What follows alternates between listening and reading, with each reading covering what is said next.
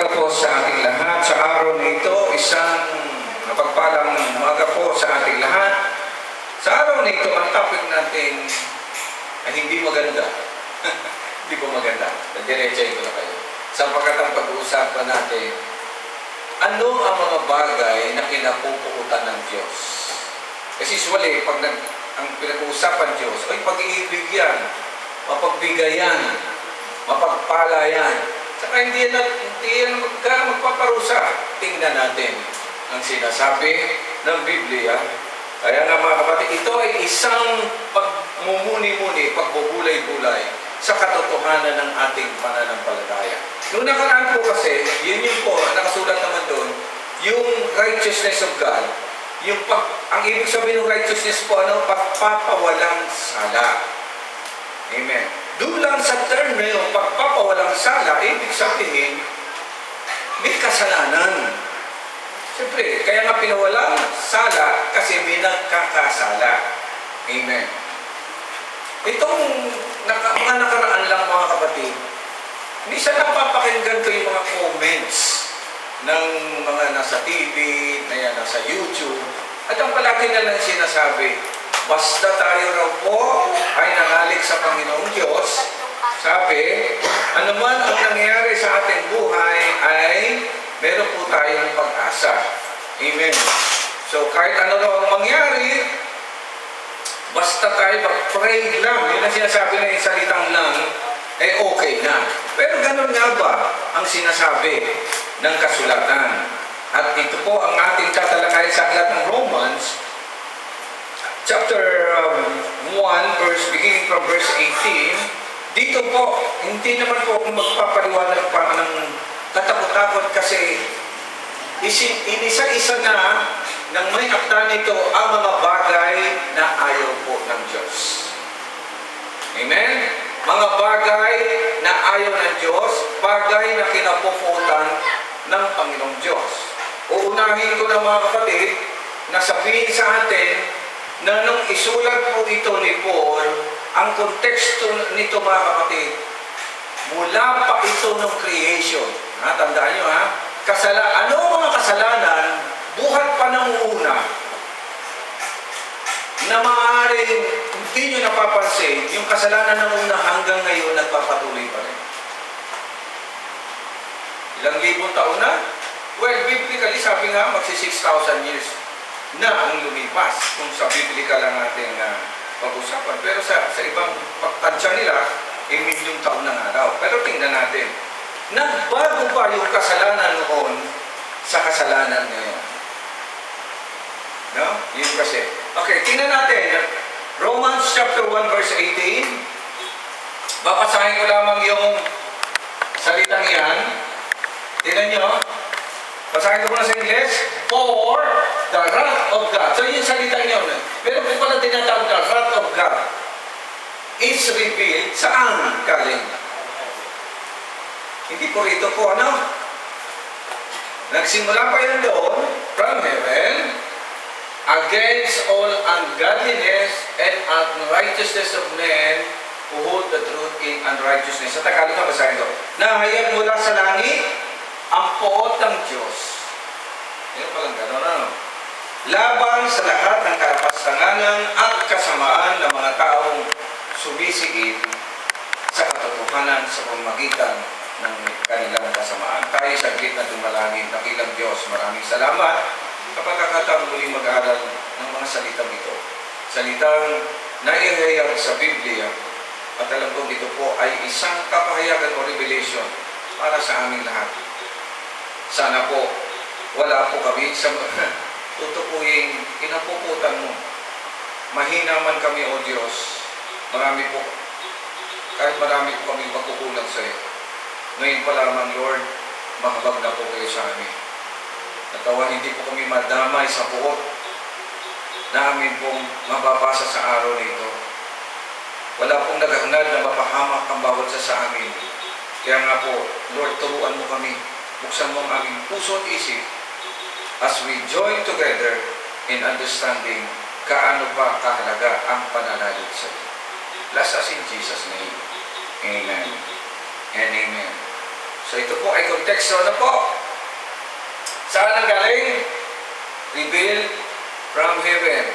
Yung righteousness ng Diyos, it is also revealed. Revealed. Ha? Ibig sabihin, sinabi na. Minsan naalala ko yung mga magulang natin, tayo nung, sinabi ko na sa'yo, huwag kang lalabas. Nawa, yan. Tumingin sa natin mo. Di ba, ate? Palagi din sinasabi yan, di ba, sa mga anak natin, sinabi ko sa'yo, huwag kang lalabas. Pagdating na, babanggit niya, pagdating na alas 6, dito ka na, kasi nung araw, gano'n, di ba, meron pa tayong orasyon nung araw. Pagdating na alas 6, dito kayo sa loob ng bahay. Ganyan, parang, saan natin nakuha yun? Sa Diyos po natin nakuha yun. No? Yung attribute, katangian ng Diyos, nung nilikha niya yung tao po, bawat sa atin, kasi binigay na po sa atin yun. So sabi nga dito, mga kamusabi, wala na tayong bayan kakatuwiran sa Diyos. Lord, di mo naman tinuro yan eh. Hindi mo naman sinabi yan. Well, kapapanganak pa lang sa atin, ano nangyari? Hindi ba nasa kalinga na tayo ng ating mga magulang? Meron bang magulang na kapapanganak pa lang ng kanyang sanggol, nagagalit na, pinagagalit na? Hindi. With much caring, inaalagay niya, pinapadede. Pero habang ito ay nag-iidad, di ba? Unti-unting, anong approach na? Dati, it is the body approach. Pinakakain, pinadedede, pinaliliguan. Pero, di niya na po na ng magulang natin habang tayo ay tumatanda na. Ang inaabutan nito ay ang ating isip at ang ating puso. Unti-unting ino. Kaya nga, true education, yung totoong edukasyon, it begins at home. Kaya pag nagkamali ang magulang ng pagpapalaki sa anak, simula pa lang malaking problema na po yan. Mga lalo na iniisip mo. Oo nga. Kasi kung ano po ang katayuan ngayon o katangian ng inyong anak sa ngayon, nagre-reflect po dyan yung pagiging magulang natin. Plus yung influensya pa ng labas.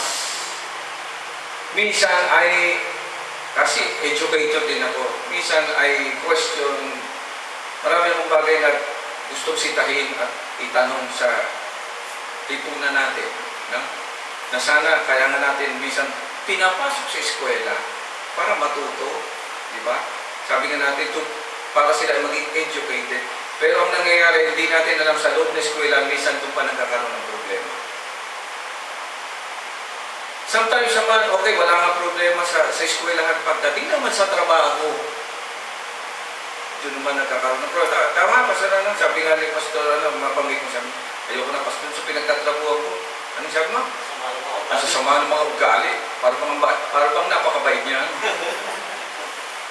Ganun eh, no? Kahit siya magpunta. Minsan mag-aasawa na lang ako. Sabi ng mga kapatid, mag-aasawa na lang ako. Para magkaroon na ako ng sariling pamilya, maging maayos na. Naku. Pagdating sa pag-aasawa lang, marinig mo na naman, napaka-demonyo mo. Hindi pala tahanan yung nabasa mo, impyerno pala. Puro din, asawa mo demonyo, anak mo demonyo. Nagiging ganun tuloy mga kapatid. So, anong gagawin natin ngayon? Let's look back dun sa original para makita natin paano ito maiko-correct. But, frankly, hindi na natin kaya yung i-correct. So, we need somebody, Lord, pasensya na. Hindi ko po kasi talaga tinatawag ang Panginoon na somebody because it's not just an everybody or someone, no? Kaya lang, for the sake ng pag-ano, yun na lang ang nababanggit natin. We need, hirap na, di ba? Hindi ko pwede sabihin somebody siya o someone eh. Because it's not a some, He is the all. Yun mabigat sa ano. Okay, meron tayong kailangan, yun na lang, nang sa ganun, malaman natin ang mga bagay patungkol sa ating buhay. At ito ang sekreto nga ng buhay natin. Ito na sabi. Verse 19. Ang maaaring malaman. Basahin ko sa Tagalog, tungkol sa Diyos ay maliwanag. Because that which may be known of God, ang mga bagay patungkol sa Diyos is manifest in them. Maliwanag na yan. Nasabi na yan. Bakit daw? Yamang iniya ito sa kanila ng Diyos. Sino po ang nagpaliwanag patungkol sa Diyos? Sister Mystic, personally tanong kita, kaya mo bang ipaliwanag patungkol sa Diyos? Ako tingin nyo, Pastor, kaya kong ipaliwanag kung sino siya. Never in my mind na inano ko yan, na kaya ko itang ipaliwanag, Lord. Hindi po. Kung na nagsasalita rito, parang ang pakiramdam ko, ganun pa po ang aking nasasabi patungkol sa Kanya. When we talk about God, nobody can really understand and know about God. Sa totoo lang mga kapatid. He is so powerful na tayo ganun lang eh. At sabi nga ng ibang awitin, anong tayo? Alahok lang sa hangin. Na parang hinatangay ng hangin daraan. We can never, tandaan niyo mga kata, understand God kung ang gagamitin natin ay ang sarili lamang nating pang-unawa. Kasi Diyos siya. Napakahirap. Yan minsan ang question. Kaya ang tao naku-question din patungkol sa nangyayari sa Diyos, sa ating buhay. May kilala pa po. Kung talagang may Diyos, sasabihin ng iba, bakit ito nangyayari sa akin? Bakit ako naghihirap? Bakit puro pagsuro? Diba, minsan ganun eh. Ang hirap unawain. But the reality is, wala talagang pwedeng makakilala sa Diyos kundi ang Diyos mismo. Yun na sinabi na. Ang maaaring malaman tungkol sa Diyos ay maliwanag. Yamang inihayag ito, nino? Ng Diyos na rin. Pag tinignan niyo ang first commandment, ano nakalagay? I am the Lord thy God. Ako ang Panginoon mong Diyos. Yun ang kauna-unahan. Nagpapakilala siya mga kapatid. Nagpapakilala ka nga Lord. Ang hirap mo namang kilalanin.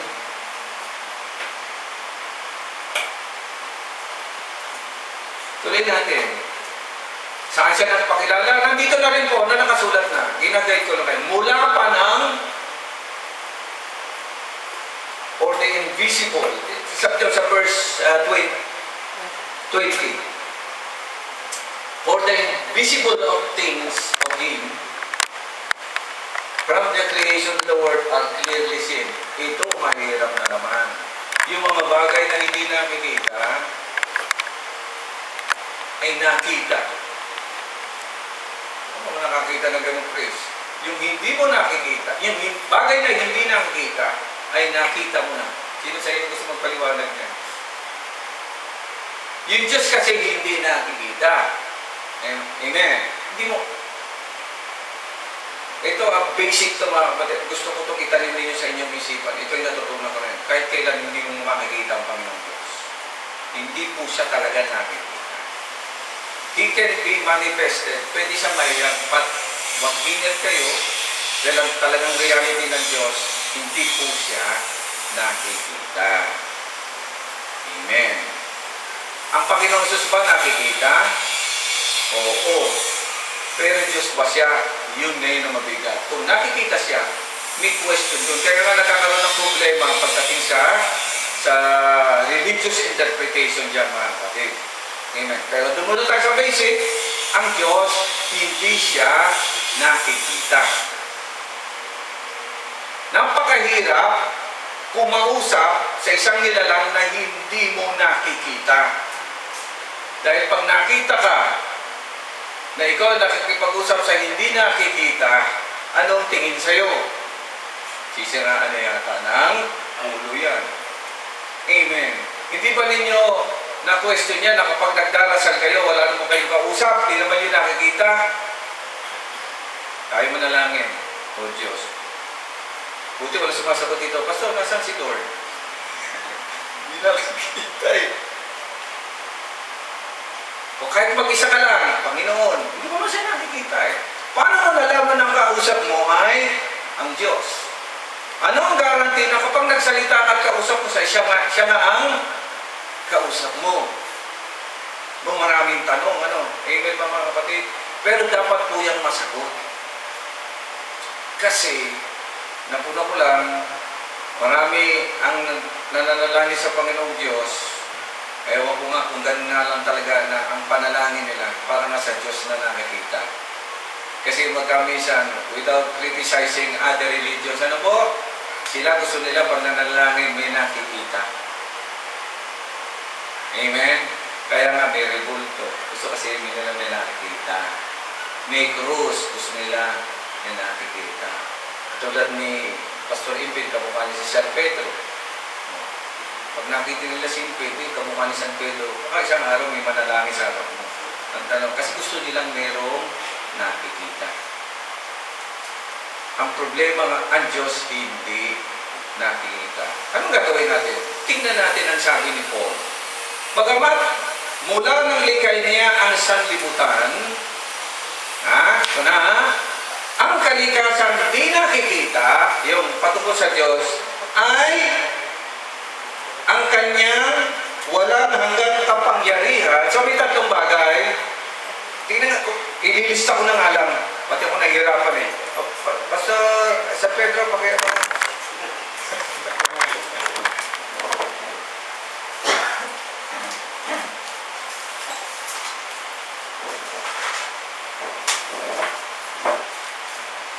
Diba? Okay. God. Oh, yan lang. Pwede. Yan.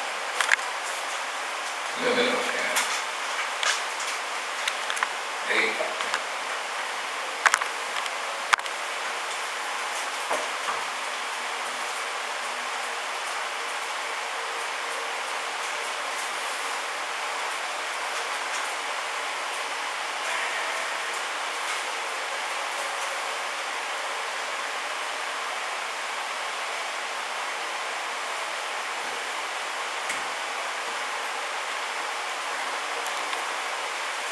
Okay, si God.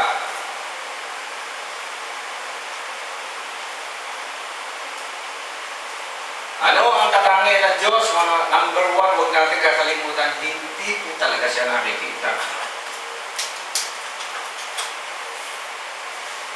Ang Diyos,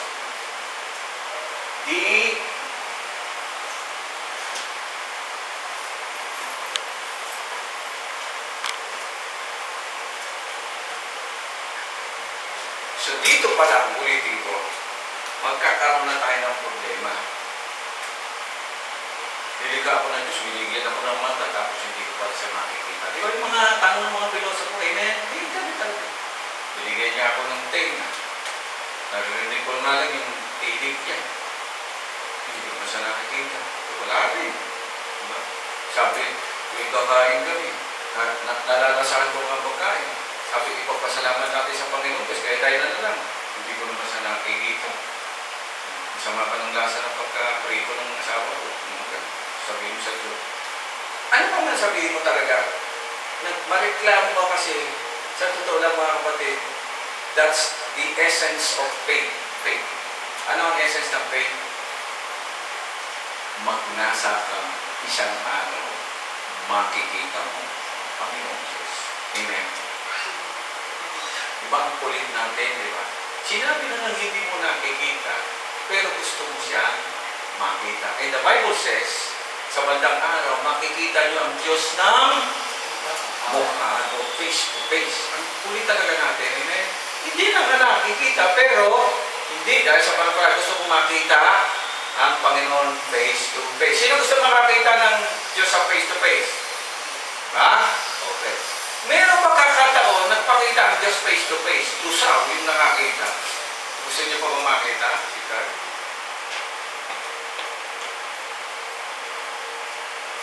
Yan. Ako, tama na. Maranasan ko lang siya, okay na sa akin eh. Amen? Doon pala sa danas, okay na eh. Yung pa makita mo. Minsan, hiniling yan ng mga Israelites. Gusto namin makita ang Panginoong Diyos. Sabi ng Panginoon, sige, punta kayo sa Mount Sinai. Amen. Pumunta kayo. Doon lang sila sa paanan, wag silang aakyat sa bundok. Bakit po? Sabi mo, pagpapakita ko. O, sabi ni Lord, gusto niya kayong meet up. Sige, punta sila doon. Eto na. Nung nandun na yung mga ito na. Papakita ng Diyos. Kumulog. kumidlat, lumindol. Intro pa lang yun mga kapatid. Anong sabi ng mga ano? Huwag na! Sino sa inyo ang nakatitig na sa kidlat? Pag kumikidlat, Sister Angela, anong ginagawa mo? Wala tayo gumagano? Sino na sa inyo ang nakidlatan sa tabi lang? Yung dyan lang sa tabi. O 10%, naranasan namin yan sa Bicol, mga kapatid. Kumain kami sa restaurant. Buti, nabuhay pa nga kami, siguro di pa namin oras. Akalain mo, ante, yung punong buko na sa tabi ng kantin, tinamaan ng kidlat. Eh sabihin ko sa inyo mga kapatid nung kumidlat, parang gumanon sa harapan namin, wala na kaming anak. Hindi na namin alam kung buhay pa kami, hindi, gumanon Ganon katindi yung kidlat. Intro pa lang. Intro pa lang ng Diyos. Sige.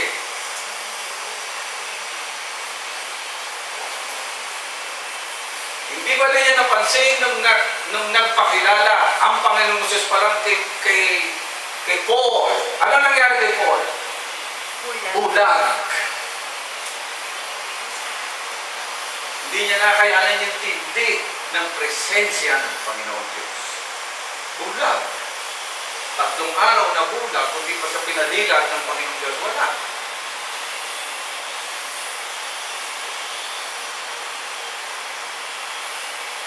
O namitan, pwede po ba? Doon na lang muna tayo sa hindi nakikita. Ano? Wag mo makikita, mami. Tutuloy-tuloy pa natin yan. Ano na? Okay. Sabi, yung Diyos na hindi nakakita ay maliwanag na nakita at pahayag saan? Mula nang likhain niya ang sanlibutan, verse 20, ang kalikasang di nakikita. So, anong kalikasan niya? 1. Okay, that's number 1. Number 2. Ano nakasulat dyan? Ha? Anong klaseng kapangyarihan? Okay. Yan na naman po.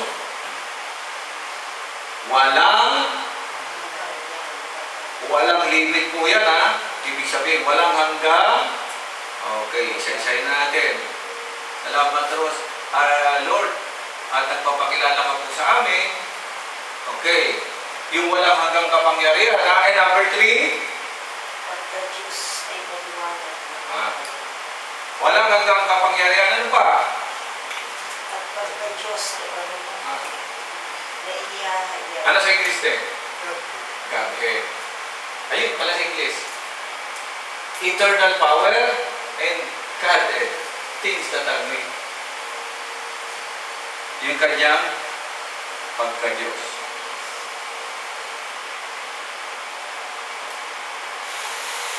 Sa English po niyan ay God. Hindi po natin pag-usapan technical yan, pero tingnan niyo ito, yung pagka-Diyos niya. Yan. Hindi nakikita. Tapos, yung walang hanggang kapangyarihan. Yung tapos yung pagka-Diyos niya, ibig sabihin yung pag-ibig siya. Amen. God, head. Alam niyo, head, ulo. Anong ibig sabihin ng ulo? Pangunahin. Siya yun. Amen. Bibigyan ko kayo ng tip. Sino na sa inyo nagpasa ng aklat ng Genesis?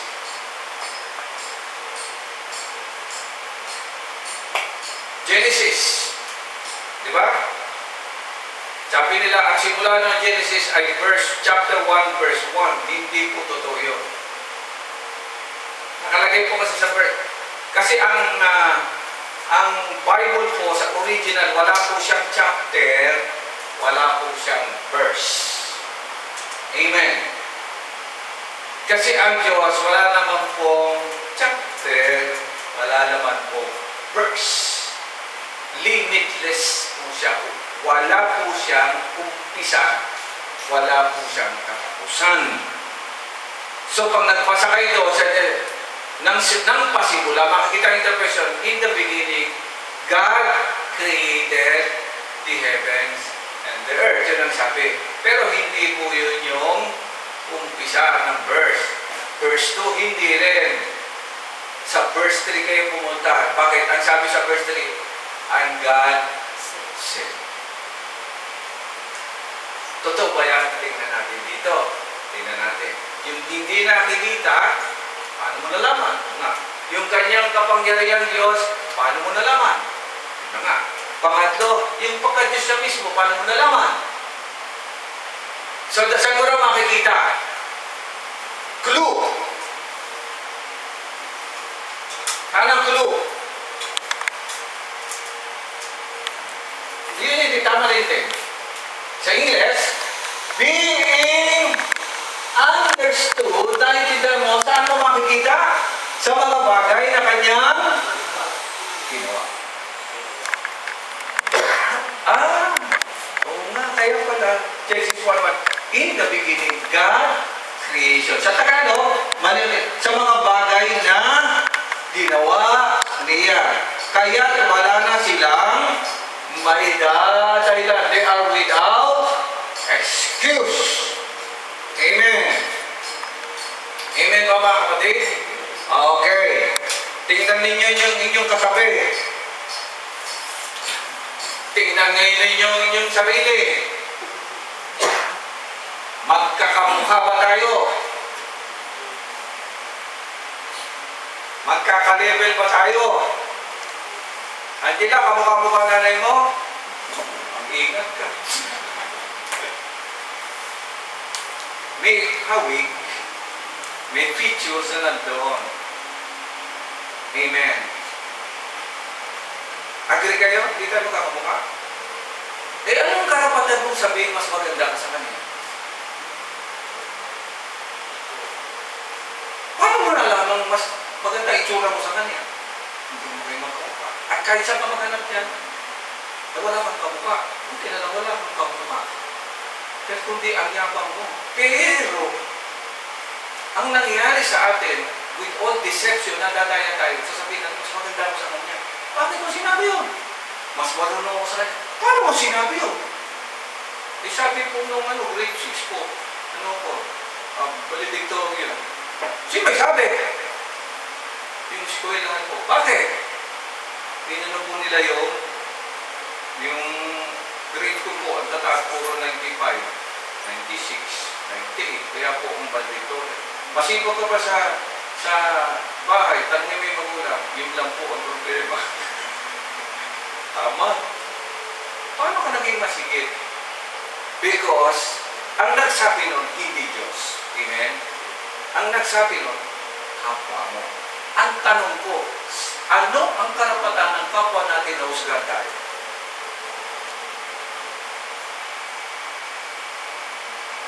There is something wrong talaga mga kapatid sa pagkakilala natin sa ating sarili.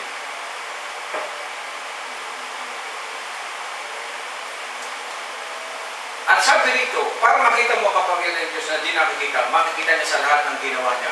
Ang tanong ko mga kapatid, ginawa ba tayo ng Panginoong Diyos? Yes. So everyone, bawat isa sa atin, is a masterpiece ng Diyos.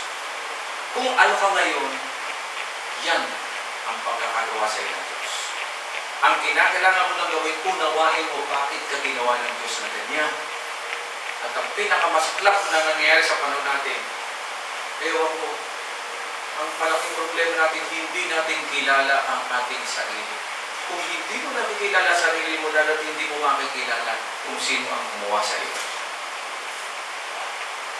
Kaya tuwing makikita mo sarili mo sa may, ang unang-una mo dapat tuwing magpasalamat ka. Na kahit ganito po ang ilong mo. Ba? Pagkatagin sa pangungilong, wow! Nilikha ka ng Diyos ng ganyan. Alam mo ba na mga pangungilong ay mas maluwag huminga kaysa sa mga malarano sa kilo? Pag-aralan nyo ka sa sayang. Kasi maninipis ang ulo na pambata ka sa kanya. Tingnan nyo yung pangungilong na nagpaano? Ayun, hindi makahinga ngayon. Di ba? Dami nyo nabasa. Nag-iba na itsura na mangga.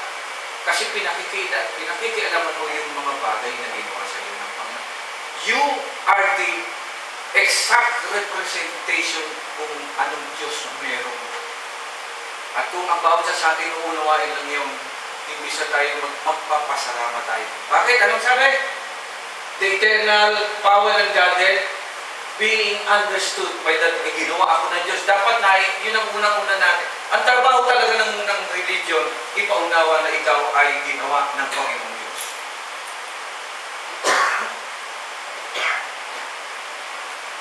Eh bakit parang hindi ko iintindihan pastor ang pagkagawa sa akin ng Diyos? Yun na nga, pag hindi mo naiintindihan ang pagkagawa sa Diyos, papasok ka sa tinatawag nating kasalanan.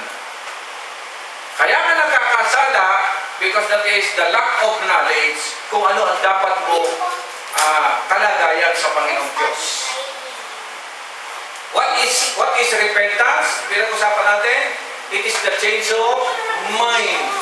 Kaya ka ngayon nagsisisi ka, gusto mo nang bagoy kasi mali yung pagkakilala mo sa sarili mo bilang nilalang ng Panginoong Diyos. Ngayon, binabago mo na.